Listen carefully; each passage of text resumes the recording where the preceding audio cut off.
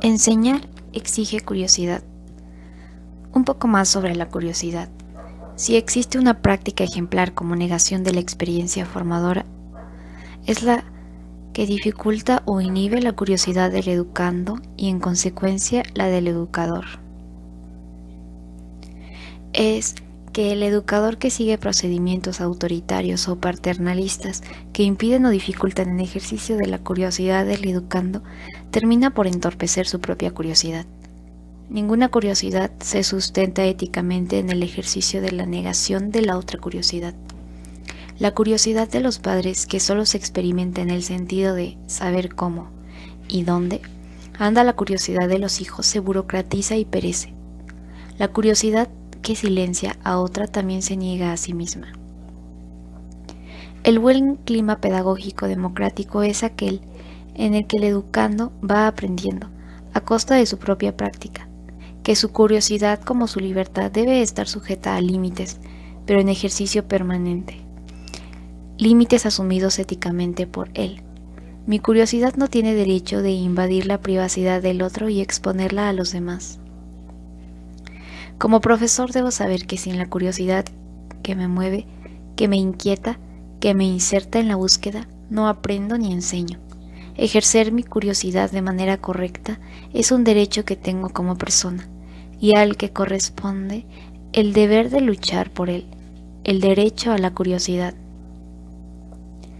Con la curiosidad domesticada puedo alcanzar la memorización mecánica del perfil de este o de aquel objeto, pero no el aprendizaje real o el conocimiento cabal del objeto. La construcción o la producción del conocimiento del objeto implica el ejercicio de la curiosidad, su capacidad crítica de tomar distancia del objeto, de observarlo, de delimitarlo, de escindirlo, de cerrar el objeto o hacer su aproximación metódica, su capacidad de comparar, de preguntar.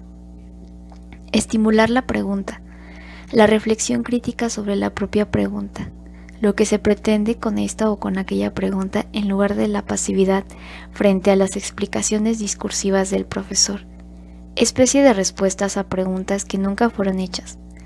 Esto no significa realmente que, en nombre de la defensa de la curiosidad necesaria, debamos reducir la actividad docente al puro ir y venir de preguntas y respuestas que se esterilizan burocráticamente.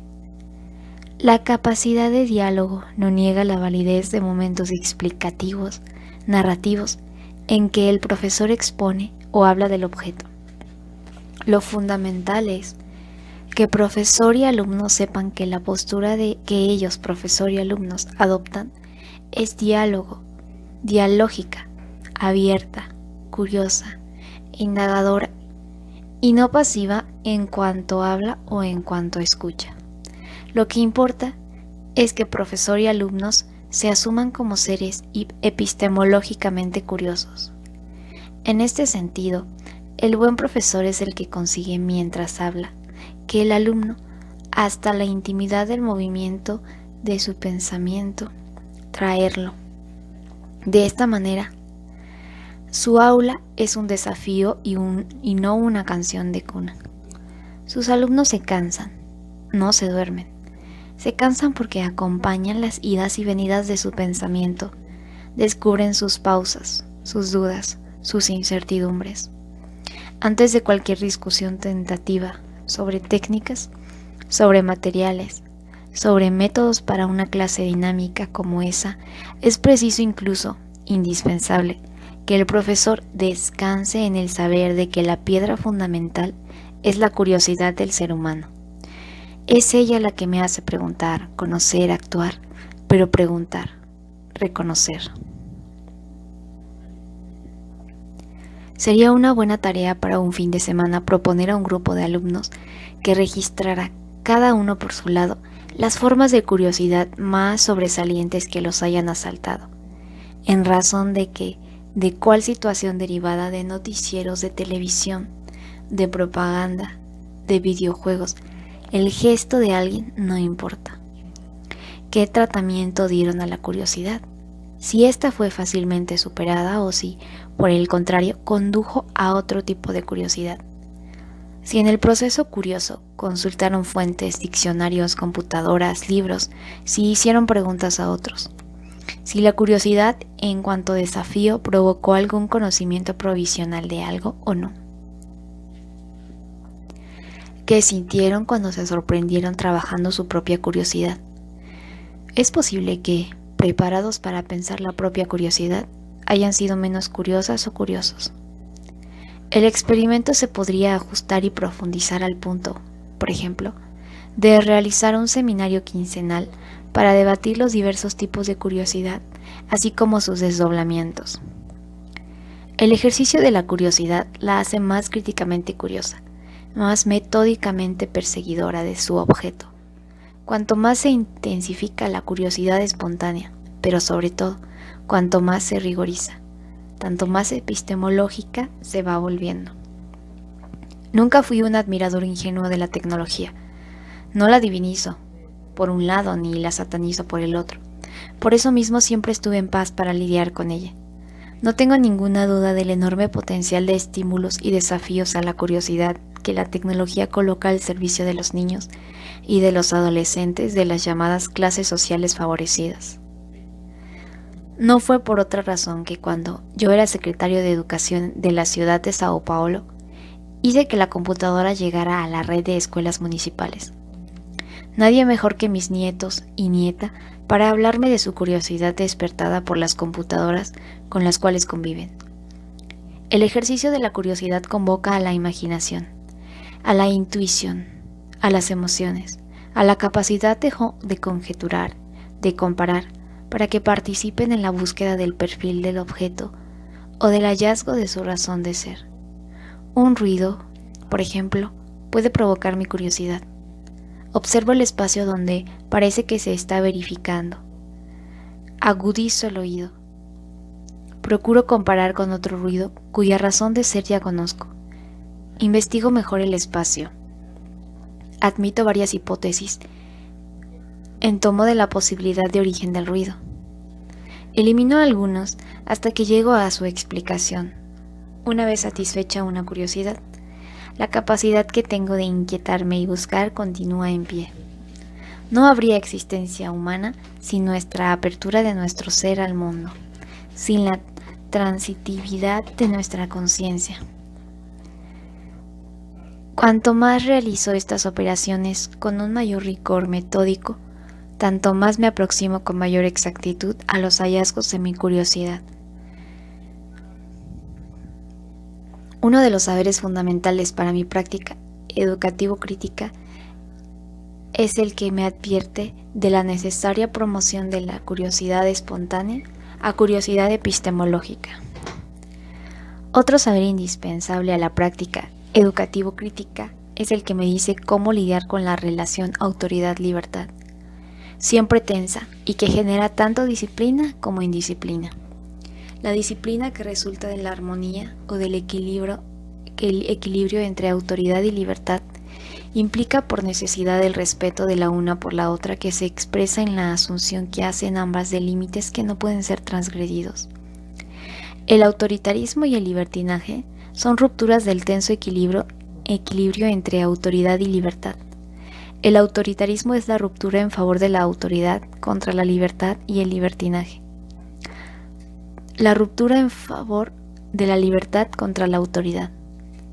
Autoritarismo y libertinaje son formas indisciplinadas de comportamiento que niegan lo que vengo llamando vocación ontológica del ser humano.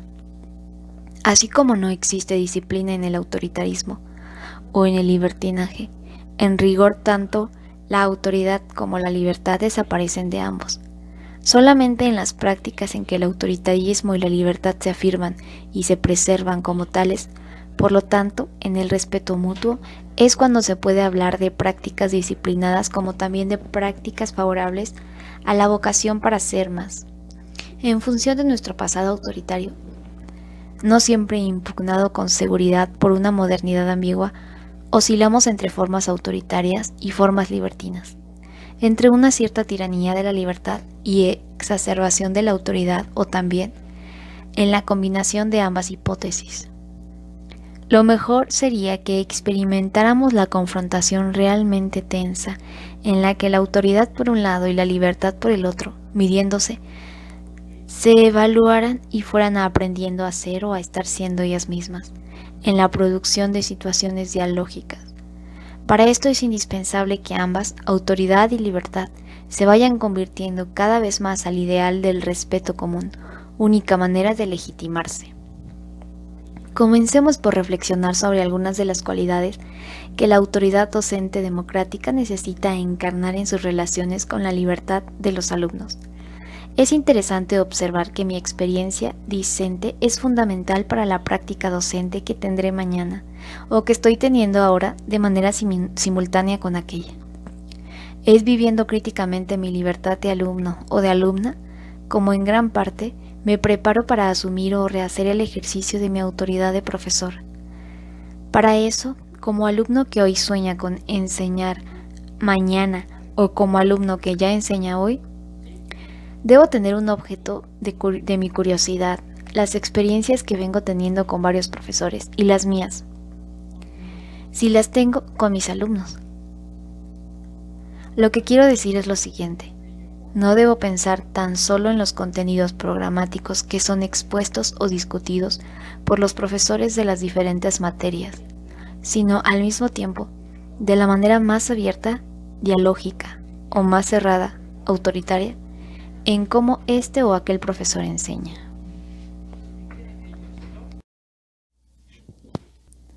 Capítulo 3. Enseñar es una especificidad humana.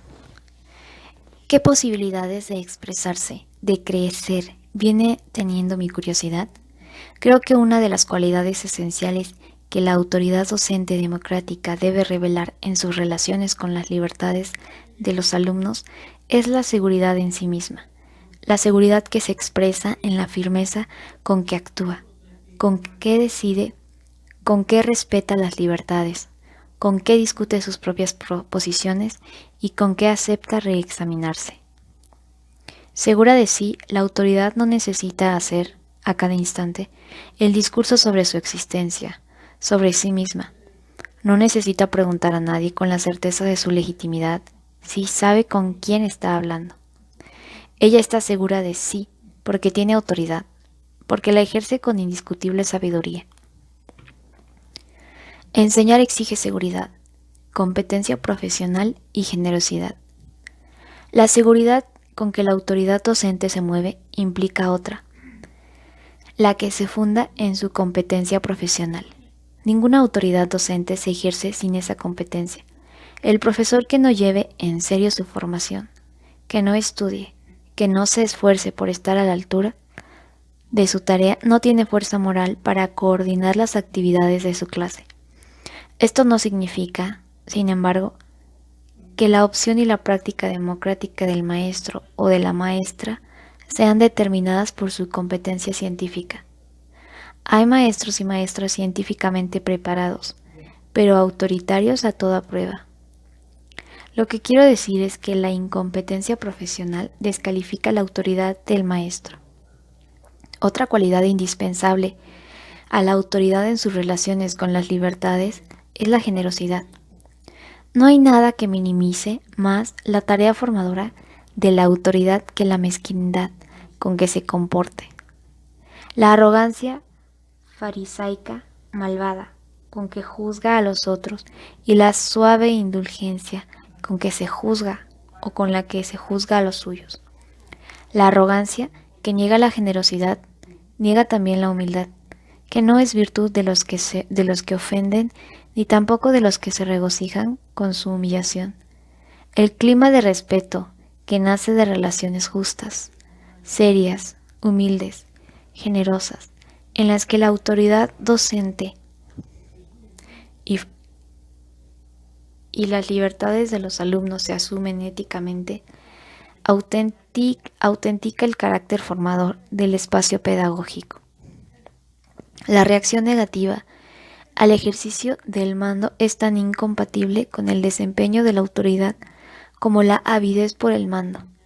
Mandonismo sería el término que definiera exactamente ese gozo irrefrenable y desmedido por el mando. La autoridad docente mandonista, rígida, no supone ninguna creatividad en el educando, no forma parte de su forma de ser, esperar, por lo menos a que el educando demuestre el gusto de aventurarse. La autoridad coherentemente democrática que se funda en la certeza de la importancia, ya sea de sí misma, ya sea de la libertad de los educandos para la construcción de un clima de auténtica disciplina, nunca minimiza la libertad. Por el contrario, le apuesta a ella, se empeña en desafiarla siempre y siempre. Nunca ve en la rebeldía de la libertad una señal de deterioro del orden. La autoridad coherentemente democrática está convencida de que la verdadera disciplina no existe en la inercia, en el silencio de los silenciados, sino en el alboroto de los inquietos, en la duda que instiga, en la esperanza que despierta. Es más, la autoridad coherentemente democrática que reconoce la eticidad de nuestra presencia, la de las mujeres y de los hombres en el mundo, reconoce también y necesariamente que no se vive la eticidad sin libertad y que no se tiene libertad sin riesgo.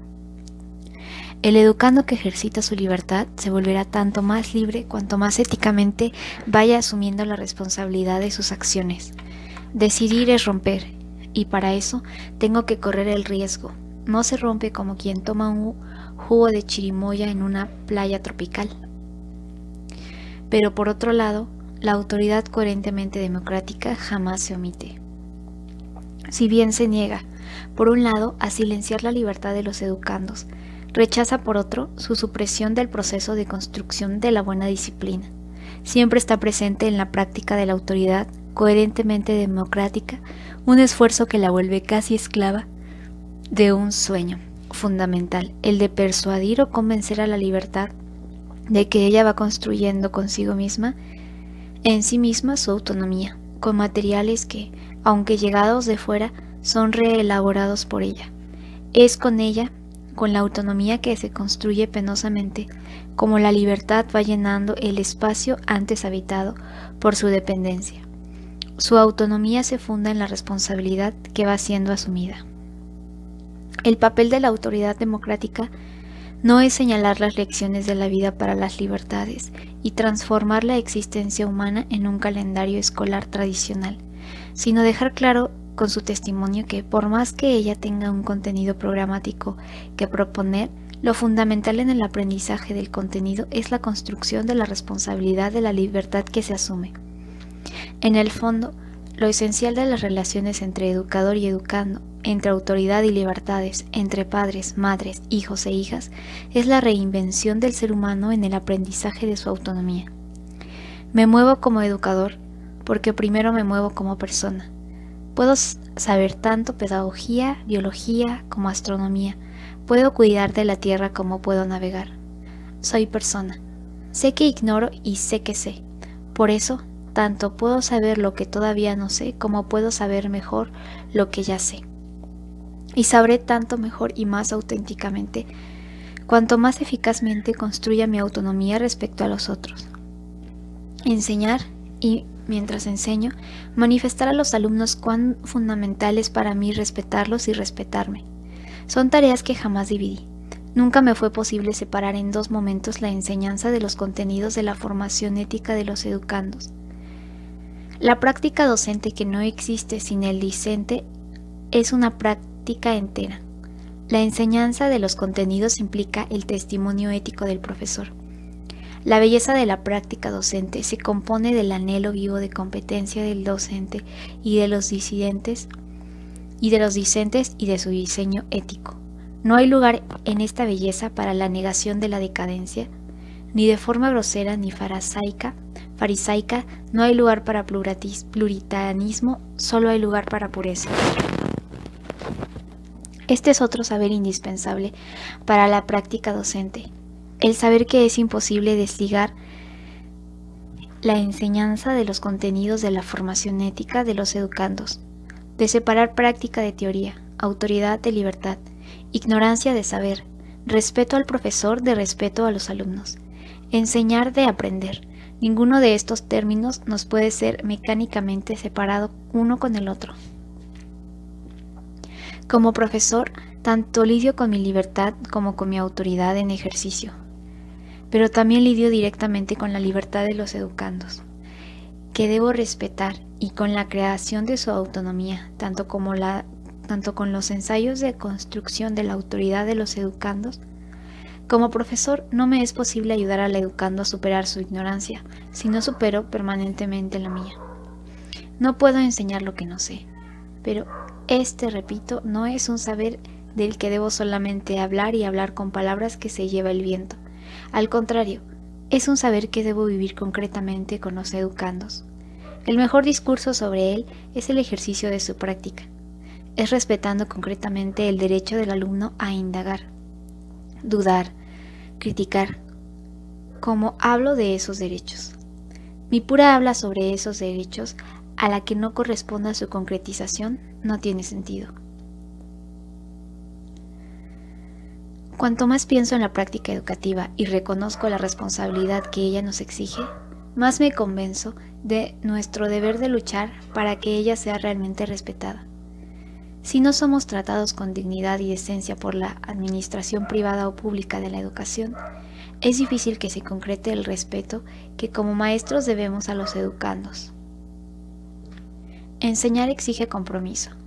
Otro saber que debo traer conmigo y que tiene que ver con casi todos los que me he referido es el que no es posible ejercer la libertad del magisterio como si nada ocurriera con nosotros, como sería imposible que saliéramos a la lluvia expuestos totalmente a ella, sin defensas, y no nos mojáramos. No puedo ser maestro sin ponerme ante los alumnos, sin revelar con facilidad o resistencia mi manera de ser, de pensar políticamente. No puedo escapar a la apreciación de los alumnos, y la manera en que ellos me perciben tiene una importancia capital para mi desempeño.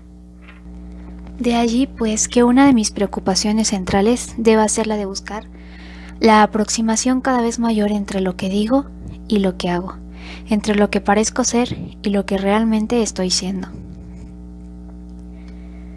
Si un alumno me pregunta qué es tomar distancia epistemológica del objeto, le respondo que no sé, pero que puedo llegar a saber. Eso no me da la autoridad de quien conoce. Me da la alegría de, al asumir mi ignorancia, no haber mentido. Y no haber mentido abre para mí un crédito junto a los alumnos que debo preservar. Hubiera sido imposible desde el punto de vista ético dar una respuesta falsa, una palabrería cualquiera, un rollo, como se dice popularmente. Pero precisamente porque la práctica docente, sobre todo como lo entiendo, me pone en la situación que debo estimular, de que se me formulen diferentes preguntas. Necesito prepararme al máximo para continuar sin mentir a los alumnos, para no tener que afirmar una y otra vez que no sé.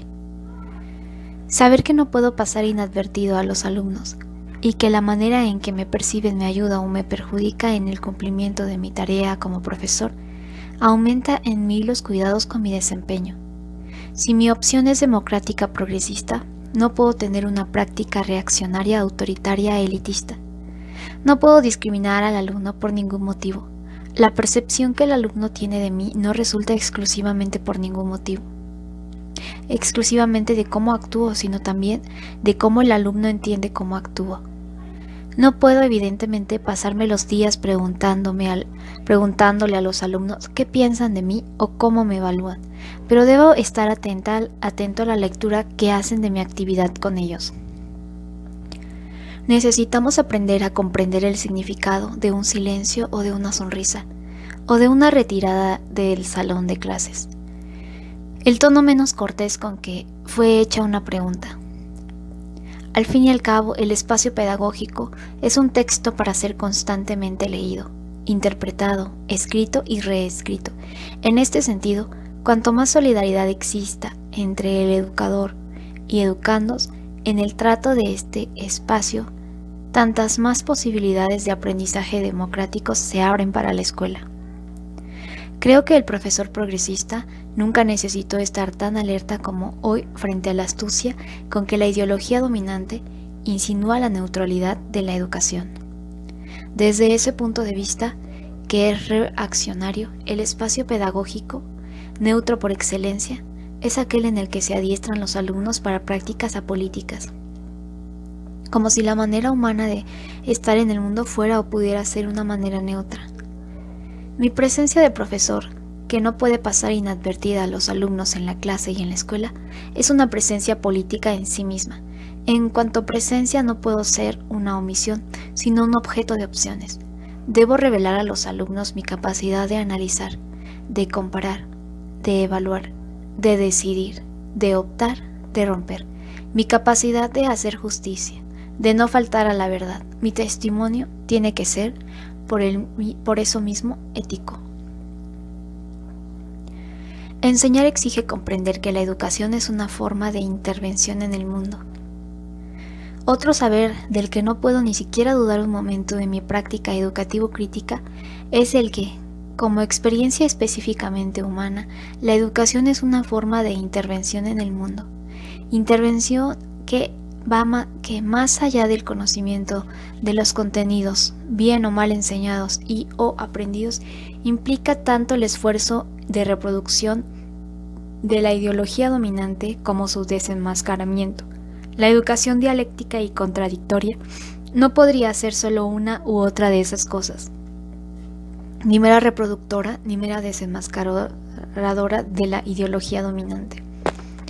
La educación nunca fue, es o puede ser neutra, indiferente a cualquiera de estas hipótesis, la de la reproducción de la ideología dominante o la de su refutación. Es un error decretarla como tarea solamente reproductora de la ideología dominante, como es un error tomarla como una fuerza reveladora de la realidad que actúa libremente, sin obstáculos ni duras dificultades. Errores que implican directamente visiones defectuosas de la historia y de la conciencia. Por un lado, la concepción mecanicista de la historia que reduce la conciencia a un puro reflejo de la materialidad y por otro, el subjetivismo idealista que hipertrofia el papel de la conciencia en el acontecedor histórico. Nosotros, mujeres y hombres, no somos ni seres simplemente determinados, ni tampoco estamos libres de condicionamientos genéticos, culturales, sociales, históricos, de clase, de género, que nos marcan y a los cuales estamos referidos. Desde el punto de vista de los intereses dominantes, no hay duda de que la educación debe ser una práctica inmovilizadora y encubridora de verdades. Sin embargo, cada vez que la coyuntura lo exige, la educación dominante es progresista a su manera, progresista a medias. Las fuerzas dominantes estimulan y materializan avances técnicos comprendidos y, tanto cuanto posible, realizados de manera neutra. Sería demasiado ingenuo de nuestra parte, incluso angelical, esperar que la bancada ruralista aceptara tranquila y conforme la discusión que se realiza en las escuelas rurales e incluso urbanas sobre la reforma agraria como proyecto económico, político y ético de la mayor importancia para el propio desarrollo nacional. Esta es una tarea que los educadores y educadoras progresistas deben cumplir, dentro y fuera de las escuelas. Es una tarea que debe ser realizada por organizaciones no gubernamentales y sindicatos democráticos. Por otro lado, ya no es ingenuo esperar que el empresario que se moderniza de origen urbano apoye la reforma agraria. Sus intereses en la expansión del mercado lo hacen progresista frente a la reacción ruralista. El propio comportamiento progresista del empresario que se moderniza, progresista frente a la truculencia retrógrada de los ruralistas, pierde su humanismo en el enfrentamiento entre los intereses humanos y los del mercado.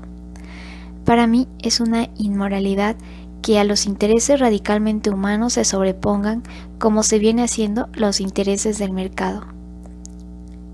Continúo alerta a la advertencia de Marx sobre la necesidad de radicalismo para estar siempre despierto a todo lo que respecta a la defensa de los intereses humanos, intereses superiores a los que puros grupos o clases de gente, Al reconocer que, precisamente porque nos vimos seres capaces de observar, de comparar, de evaluar, de escoger, de decidir, de intervenir, de romper, de optar, nos hicimos seres éticos y se abrió para nosotros la posibilidad de transgredir la ética. Nunca podría aceptar la transgresión como un derecho, sino como una posibilidad. Posibilidad contra la cual debemos luchar y no quedarnos de brazos cruzados. De ahí mi rechazo riguroso a los fatalismos quietistas que terminan por absorber las transgresiones éticas en lugar de condenarlas. No puedo volverme connivente con un orden perverso y exculparlo de su maldad al atribuir a fuerzas ciegas e imponderables los daños que él causa a los seres humanos. El hambre frente a la abundancia y el desempleo en el mundo son inmoralidades y no fatalidades, como lo pregona el reaccionarismo con aires de quien sufre sin poder hacer nada. Lo que quiero repetir con fuerza es que nada justifica la minimización de los seres humanos. En el caso de las mayorías compuestas por minorías que aún no percibieron que juntas serían mayoría.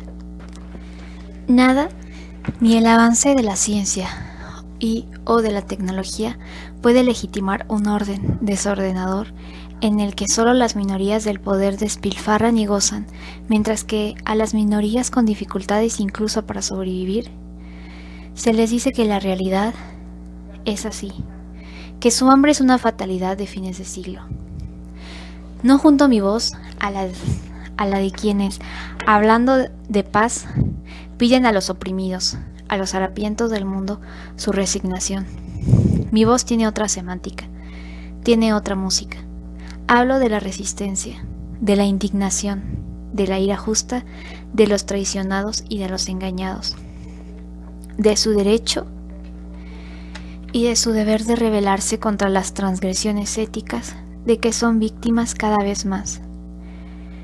La ideología fatalista del discurso y de la política neoliberales de las que vengo hablando es un momento de la desvalorización antes mencionada de los intereses humanos en relación con los del mercado. Difícilmente un empresario moderno estaría de acuerdo en que fuera un derecho de su obrero, por ejemplo, discutir durante el proceso de su alfabetización o en el desarrollo de algún curso de perfeccionamiento técnico. Esta misma ideología a la que me he venido refiriendo. Discutir, por ejemplo, la afirmación, el desempleo en el mundo es una fatalidad de fines de este siglo. ¿Y por qué hacer la reforma agraria no es también una fatalidad? ¿Y por qué acabar con el hambre y con la miseria no son igualmente fatalidades de las cuales no se pueden escapar? La afirmación según la cual lo que interesa a los obreros es alcanzar el máximo de su eficacia técnica y no perder tiempo con debates ideológicos que no llevan a nada es reaccionaria. El obrero necesita inventar, a partir del propio trabajo, su ciudadanía, pues ésta no se construye solamente con su eficiencia técnica, sino también con su lucha política en favor de la recreación de la sociedad injusta, para que ceda su lugar otra menos injusta y más humana. El empresario moderno, vuelvo a insistir, acepta, estimula y patrocina naturalmente el adiestramiento técnico de su obrero. Lo que él rechaza necesariamente es su formación, que al paso que concluye el saber técnico y científico indispensable, habla de su presencia en el mundo, presencia humana, presencia ética, evilecida en cuanto que se transforma en una pura sombra.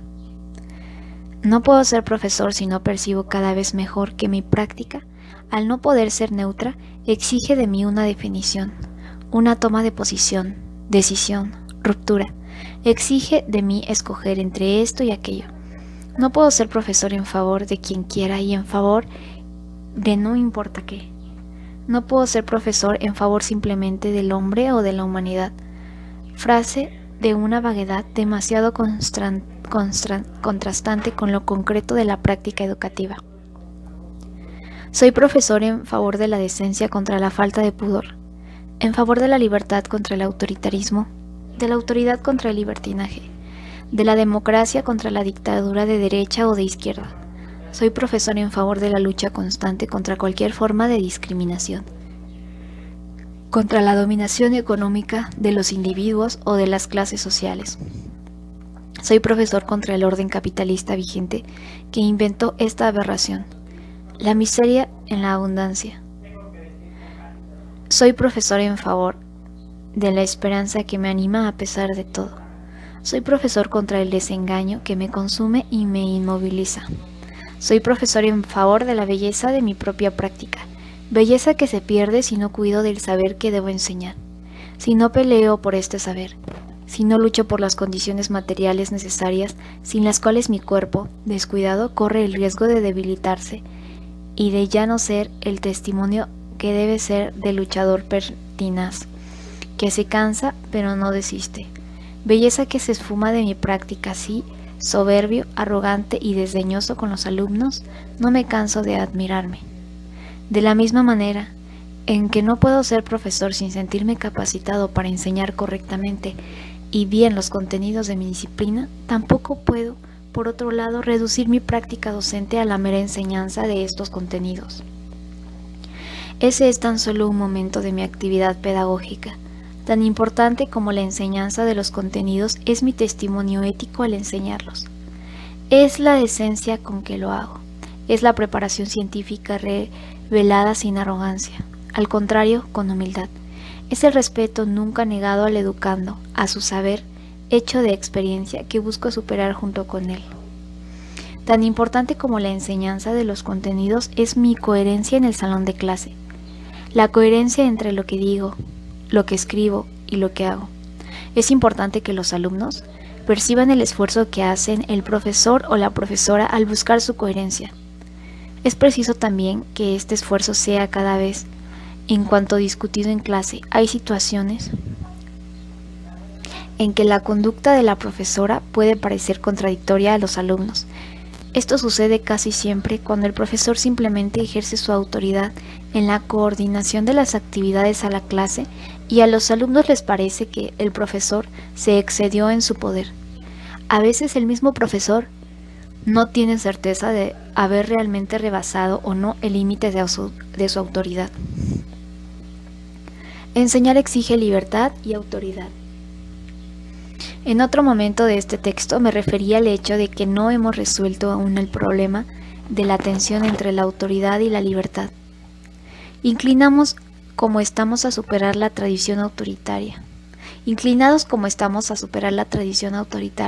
tan presente entre nosotros, nos deslizamos hacia formas libertinas de comportamiento y descubrimos autoritarismo donde solo hubo ejercicio legítimo de la autoridad. Recientemente, un joven profesor universitario de Opción Democrática comentaba conmigo lo que le parecía haber sido un desvío suyo en el uso de su autoridad. Me dice, consternado, haberse opuesto a que un alumno de otra clase permaneciera con la puerta entreabierta en su salón, conversando con gestos con una de sus alumnas. El profesor había tenido incluso que dejar de hablar ante el desconcierto provocado por la situación. Para él su decisión con la que había devuelto al espacio pedagógico el clima necesario para continuar su actividad específica y restaurado el derecho de los estudiantes y el suyo propio a perseguir la práctica docente había sido autoritaria. En verdad, no. Libertinaje hubiera sido si permitía que la indisciplina de una libertad mal entendida desequilibrara el contexto pedagógico, perjudicando así su funcionamiento. En uno de los innumerables debates en que he participado, en el que se discutía precisamente la cuestión de los límites, sin los cuales la libertad degenera en libertinaje y la autoridad en autoritarismo, oí de uno de los participantes que al hablar de los límites de la libertad, yo estaba repitiendo la cantinela que caracterizaba el discurso de un profesor suyo, reconocidamente reaccionario durante el régimen militar. Para mi interlocutor la libertad estaba por encima de cualquier límite. Para mí no exactamente, porque le apuesto a ella, porque sé que la existencia solo tiene valor y sentido en la lucha por ella. La libertad sin límite es tan negativa como la libertad asfixiada o castrada. El gran problema al que se enfrenta el educador o educadora de Opción Democrática es cómo trabajar para hacer posible que la necesidad de límite sea asumida éticamente por la libertad.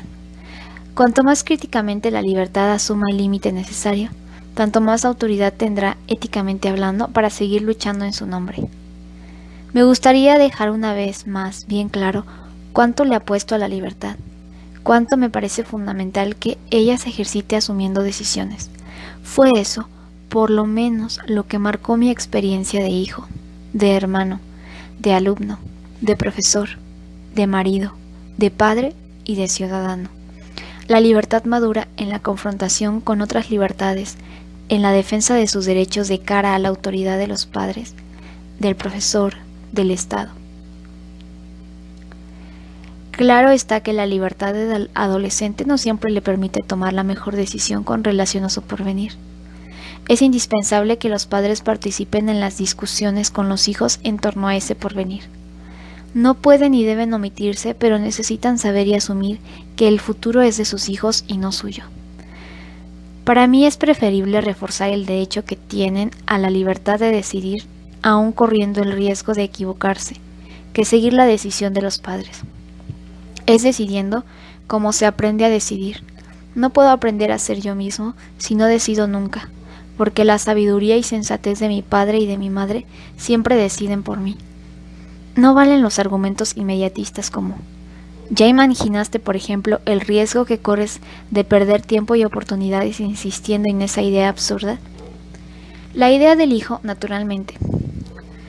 Lo que hay de pragmático en nuestra existencia no puede sobreponerse al imperativo ético del que no podemos huir.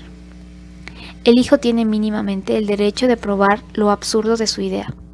Por otro lado, la decisión de asumir las consecuencias del acto de decidir forma parte del aprendizaje.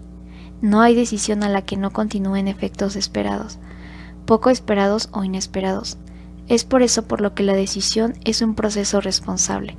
Una de las tareas pedagógicas de los padres es hacer obvio para los hijos que participar en su proceso de toma de decisión no es entrometerse, sino cumplir incluso un deber siempre y cuando no pretendan asumir la misión de decidir por ellos. La participación de los padres debe darse sobre todo en el análisis, junto con los hijos, de las posibles consecuencias de la decisión que va a ser tomada. La posición del padre o de la madre es la de quien, sin ningún prejuicio o disminución de su autoridad, humildemente acepta el papel de enorme importancia de asesor o asesora del hijo o de la hija. Asesor que, aunque batiéndose por el acierto de su visión de las cosas, nunca intenta imponer su voluntad ni se exaspera porque su punto de vista no fue adoptado. Lo que es necesario, de una manera realmente fundamental, es que el hijo asuma éticamente, responsablemente la decisión fundadora de su autonomía. Nadie es autónomo primero para después decidir. La autonomía se va construyendo en la experiencia de varias, innumerables decisiones que van siendo tomadas. ¿Por qué, por ejemplo, no desafiar al hijo, todavía niño, para que participe de la elección de la mejor hora para hacer sus tareas escolares? ¿Por qué el mejor tiempo para esa tarea es siempre el de los padres? ¿Por qué perder la oportunidad de ir señalando siempre a los hijos el deber y el derecho que tienen, como personas, de ir forjando su propia autonomía? Nadie es sujeto de la autonomía de nadie. Por otro lado, nadie madura de repente. A los 25 años, las personas van madurando todos los días, ¿o no? La autonomía, en cuanto a maduración del ser para sí, es proceso, es llegar a ser. No sucede en una fecha prevista. Es en este sentido en el que una pedagogía de la autonomía tiene que estar centrada en experiencias estimuladoras de la decisión y de la responsabilidad, valga decir, en experiencias respetuosas de la libertad. Una cosa me parece hoy mucho más clara. Nunca tuve miedo de apostarle a la libertad, a la seriedad, a la amorosidad, a la solidaridad, en cuya lucha aprendí el valor y la importancia de la rabia. Nunca temí ser criticado por mi mujer, por mis hijas, por mis hijos, ni por mis alumnos y alumnas, con quienes he trabajado a lo largo de los años, por haberle apostado demasiado a la libertad, a la esperanza, a la palabra del otro, a su voluntad de erguirse y volverse a erguir, por haber sido más ingenuo que crítico. Lo que temí en los diferentes momentos de mi vida fue dar margen mediante gestos o palabrería a ser considerado un un realista, un hombre con los pies sobre la tierra, o uno de esos equilibristas que están siempre sobre el muro, a la espera de saber cuál será la onda en que se hará poder. Lo que siempre rechacé deliberadamente, en nombre del respeto mismo a la libertad, fue su distorsión en libertinaje. Lo que siempre busqué fue vivir en plenitud la relación tensa, contradictoria y no mecánica entre autoridad y libertad, en el sentido de asegurar el respeto entre ambas, cuya ruptura provoca la hipertrofia de una o de otra. Es interesante observar cómo, de manera general, los autoritarios consideran con frecuencia el respeto indispensable a la libertad como expresión de espontaneísmo incorregible, y los libertinos descubren autoritarismo en toda manifestación legítima de autoridad. La posición más difícil, indiscutiblemente correcta, es la del demócrata, coherente con su sueño, solidario e igualitario, para quien no existe autoridad sin libertad, ni esta ni aquella. Enseñar exige una toma consciente de decisiones. Volvamos a la cuestión central que vengo discutiendo en esta parte del texto. La educación, especificidad humana, como un acto de intervención en el mundo. Es preciso dejar claro que el concepto de intervención se está usando sin ninguna restricción semántica. Cuando hablo de la educación como intervención, me refiero tanto a la que procura cambios radicales en la sociedad, en el campo de la economía, de las relaciones humanas, de la propiedad, del derecho al trabajo, a la tierra, a la educación, a la salud, cuanto a la que, por el contrario, pretende reaccionariamente inmovilizar la historia y mantener el orden injusto.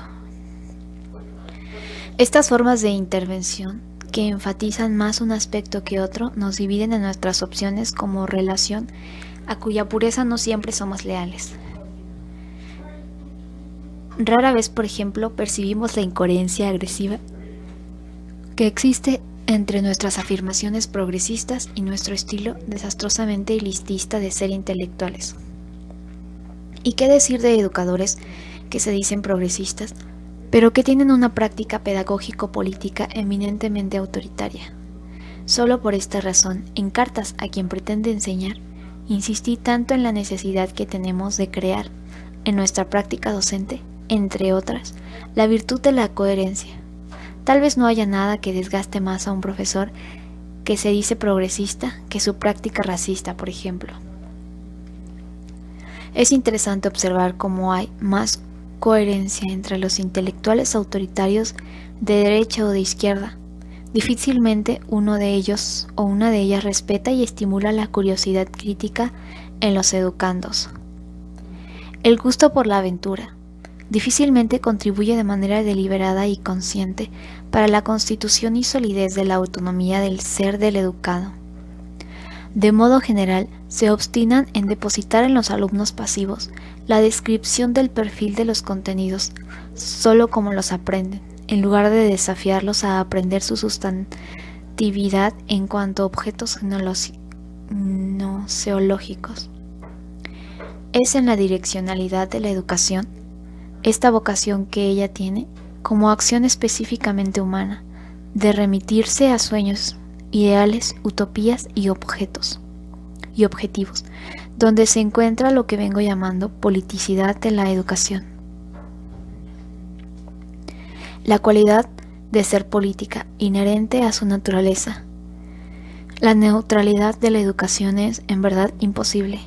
Y es imposible no porque profesores y profesoras alborotadores y subversivos lo determinen. La educación no se vuelve política por causa de la decisión de este o aquel educador. Ella es política. Quien piensa así, quien afirma que es por obra de este o de aquel educador, más activista que otra cosa, por lo que la educación se vuelve política, no puede esconder la forma menospreciadora en que entiende la política, pues es precisamente en la medida en que la educación es pervertida y disminuida por la acción de alborotadores que ella, dejando de ser verdaderamente educación, pasa a ser política, algo sin valor. La raíz más profunda de la politicidad de la educación está en la propia educabilidad del ser humano, que se funde en su naturaleza inacabada y de la cual se volvió consciente, inacabado y consciente de su inacabamiento. Histórico, el ser humano sería necesariamente un ser ético, un ser de opción de decisión, un ser ligado a interés y en relación con los cuales tanto puede mantenerse fiel a la eticidad cuanto puede transgredirla. Es exactamente porque nos volvemos éticos por lo que fue creada para nosotros. Como afirmé antes, la probabilidad de violar la ética. Para que la educación fuera neutral, sería preciso que no hubiera ninguna discordancia entre las personas con relación a los modos de vida individual y social, con relación al estilo político, puesto en práctica a los valores que deben ser encarnados. Sería preciso que no hubiera en nuestro caso, por ejemplo, ninguna divergencia acerca del hambre y la miseria en Brasil y en el mundo. Sería necesario que toda la población nacional aceptara verdaderamente que hambre y miseria aquí y fuera de aquí son una fatalidad de fines de siglo. Sería preciso también que hubiera unanimidad en la forma de enfrentarnos para superarlos. Para que la educación no fuera una forma política de intervención en el mundo, sería indispensable que el mundo en que ella se diera no fuera humano. Hay una total incompatibilidad entre el mundo humano del habla, de la percepción, de la inteligibilidad, de la comunicabilidad, de la acción, de la observación, de la comparación, de la verificación, de la búsqueda, de la elección, de la decisión, de la ruptura, de la ética y de la posibilidad de su transgresión y la neutralidad de no importa qué. No es la neutralidad de la educación lo que debo pretender, sino el respeto a toda prueba a los educandos, a los educadores y a las educadoras. El respeto a los educadores y educadoras por parte de la administración pública o privada de las escuelas, el respeto a los educandos asumido y practicado por los educadores no importa de qué escuela particular o pública. Por esto es por lo que debo luchar sin cansancio, luchar por el derecho que tengo de ser respetado y por el deber que tengo de reaccionar cuando me maltratan. Luchar por el derecho que tú, que me lees, profesora o alumno, tiene que ser tú misma y nunca jamás luchar por esa cosa imposible, grisácea e insulsa que es la neutralidad. ¿Qué otra cosa es mi neutralidad sino una manera tal vez cómoda pero hipócrita de esconder mi opción o mi miedo de denunciar la injusticia? Lavarse las manos frente a la opresión es reforzar el poder del opresor, es optar por él. ¿Cómo puedo ser neutral frente a una situación, no importa cuál sea, en que el cuerpo de las mujeres y de los hombres se vuelve puro objeto de expoliación y de ultraje? Lo que le plantea a la educadora o al educador lo que se le plantea a la educadora o al educador democrático, consciente de la imposibilidad de la neutralidad de la educación, es forjar en sí un saber especial que jamás debe abandonar, saber que motiva y sustenta su lucha. Si la educación no lo puede todo, alguna cosa fundamental puede la educación. Si la educación no es la clave de las transformaciones sociales, tampoco es simplemente una reproductora de la ideología dominante. Lo que quiero decir es que ni la educación es una fuerza imbatible al servicio de la transformación de la sociedad, porque yo así lo quiera, ni es tampoco la perpetuación del status quo porque el dominante así lo decrete. El educador y la educadora críticos no pueden pensar que, a partir del curso que coordinan o del seminario que dirigen, pueden transformar el país, pero pueden demostrar que es posible cambiar, y esto refuerza en él o ella la importancia de su tarea político-pedagógica. La profesora democrática, coherente, competente, que manifiesta su gusto por la vida, su esperanza en un mundo mejor, que muestra su capacidad de lucha, su respeto a las diferencias, sabe cada vez más el valor que tiene para la transformación de la realidad, la manera congruente en que vive su presencia en el mundo, de la cual su experiencia en la escuela es apenas un momento, pero un momento importante que requiere ser vivido auténticamente.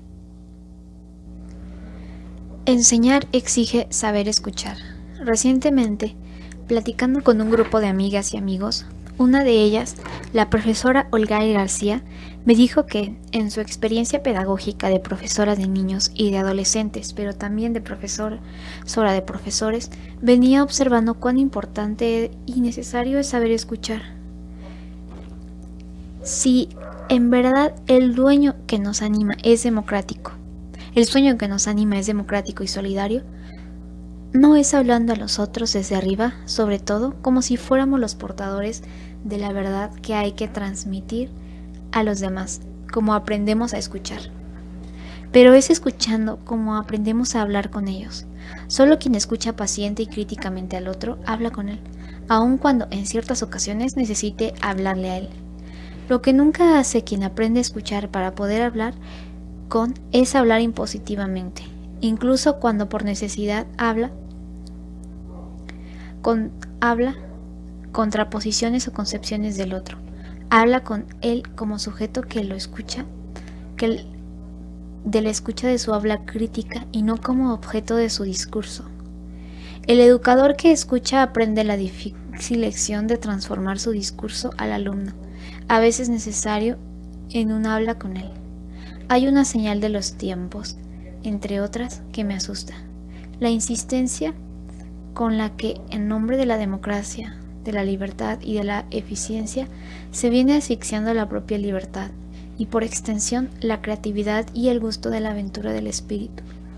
La libertad de movernos, de arriesgarnos, viene siendo sometida a una cierta uniformidad de fórmulas, de manera de ser, en relación con las cuales somos evaluados.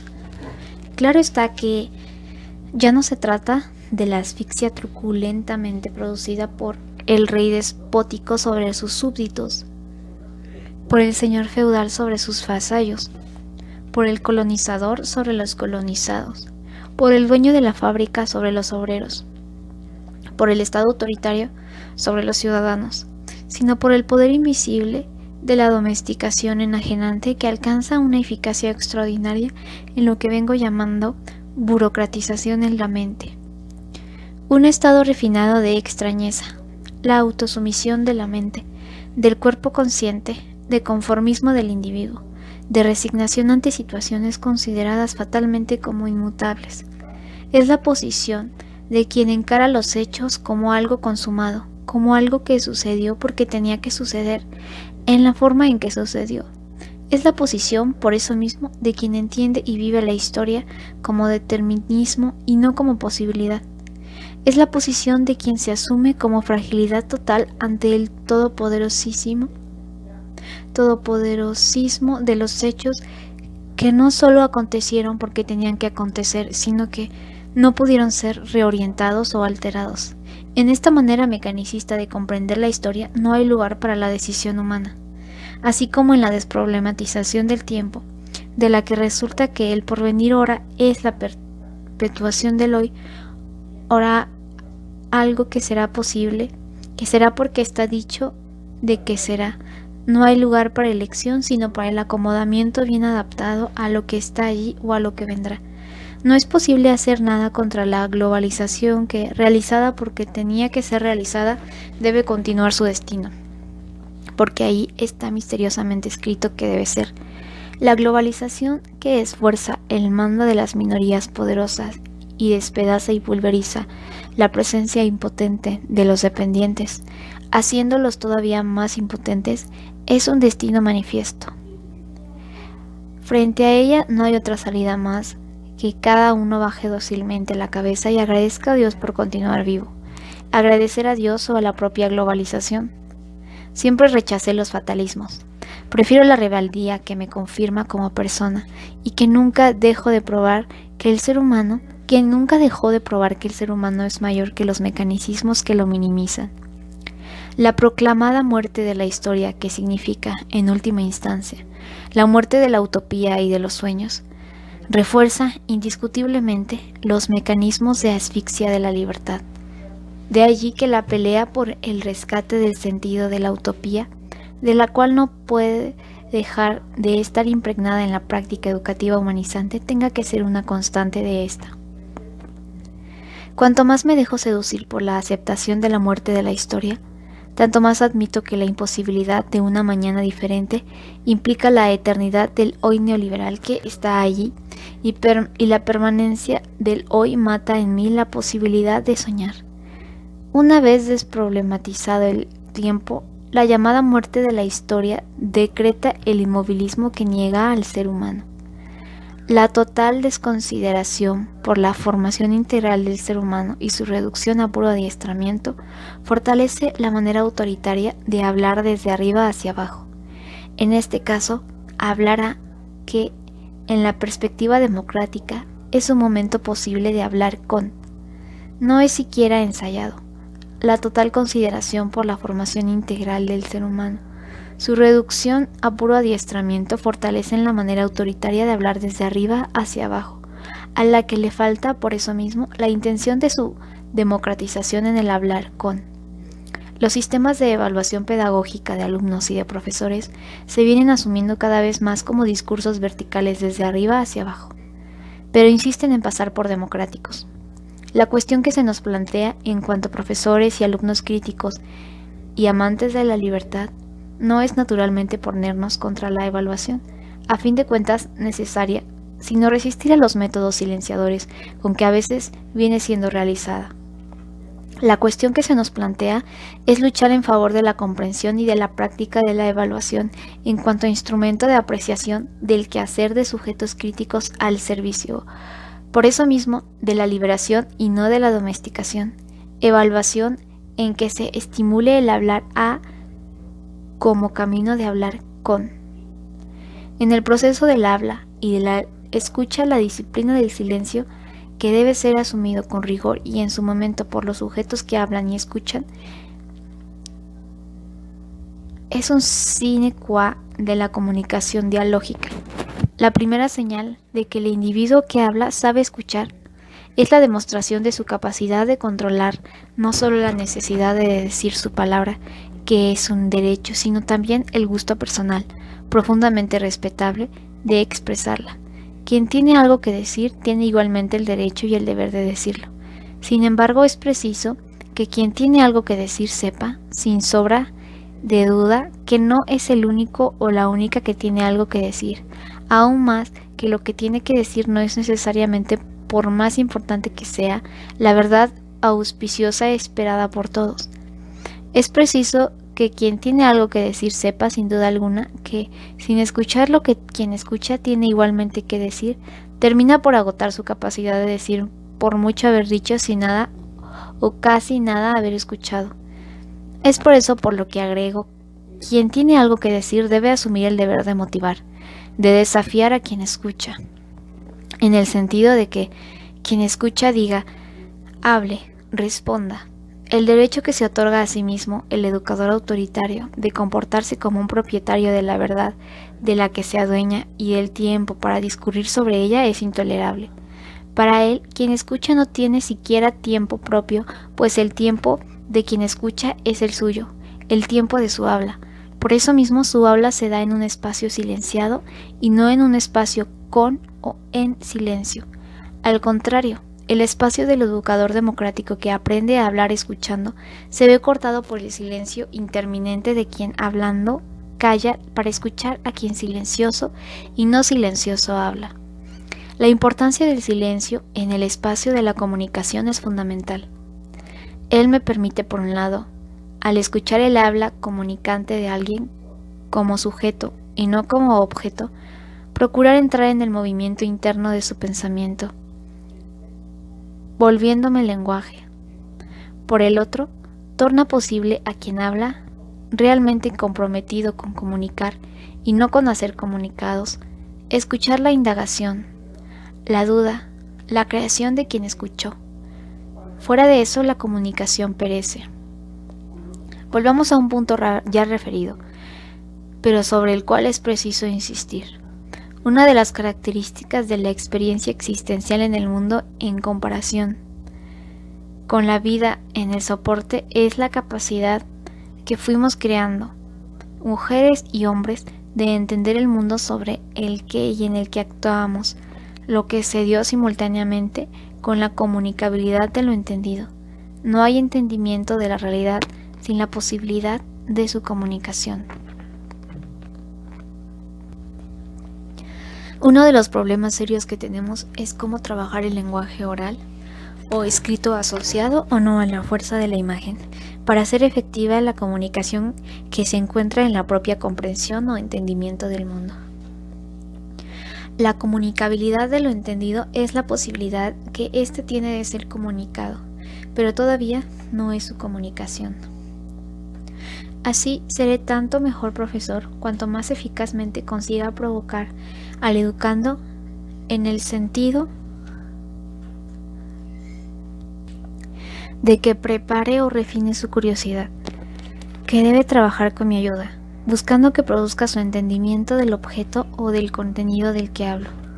En verdad, mi papel como profesor al enseñar contenido A o B no es solamente esforzarme por describir con máxima claridad la sustantividad del contenido para que el alumno lo grabe. Mi papel fundamental es hablar con claridad sobre el objeto, es incitar al alumno para que él, con los materiales que ofrezco, produzca la comprensión del objeto en lugar de recibirla integralmente de mí. Él necesita apropiarse del entendimiento del contenido para que la verdadera relación de comunicación entre él como alumno y yo como profesor se establezca. Es por eso por lo que repito, enseñar no es transferir contenidos a alguien, así como aprender no es memorizar el perfil de contenido transferido en el discurso vertical del profesor.